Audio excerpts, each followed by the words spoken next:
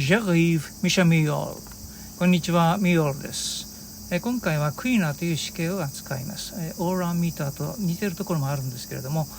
トロナが立てているクイーナという試験について見てみます。行あたり3試脚または4試脚というような試験です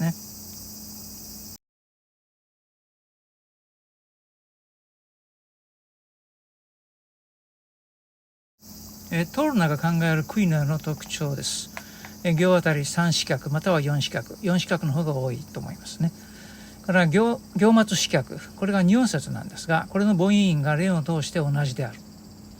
それから行内母音、これない場合もあるんですが、これが変化することが多く不規則であると。だから行の真ん中に後縁という同一行内の母音があるということです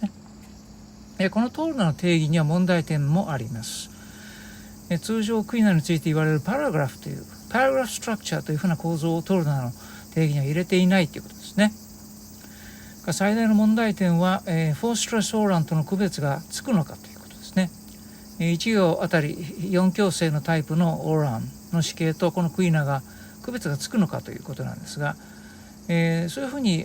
トルナが分類を分けているこの理由はですね、クイーナの方は行内母音が不規則であると、それに比べてフォーストレスオーランの方は規則的であると言うんですけれども、果たしてフォーストレスオーランはトルナが示唆するほどにパーフェクトであるのかというと、そうでないこともしばしばあるんですね。そのあたりが問題点として残ると思います。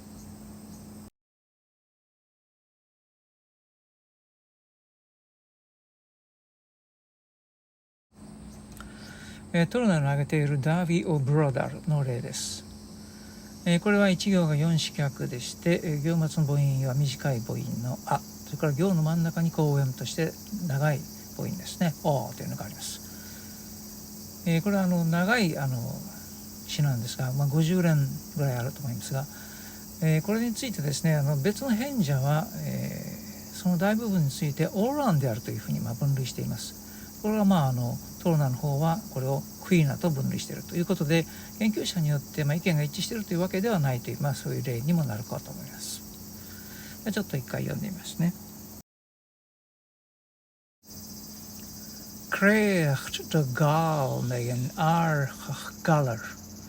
Te mag klaar gan tawacht tap. Geeglich aan en naar zijn jargvar. Fijn lars naar je gasket.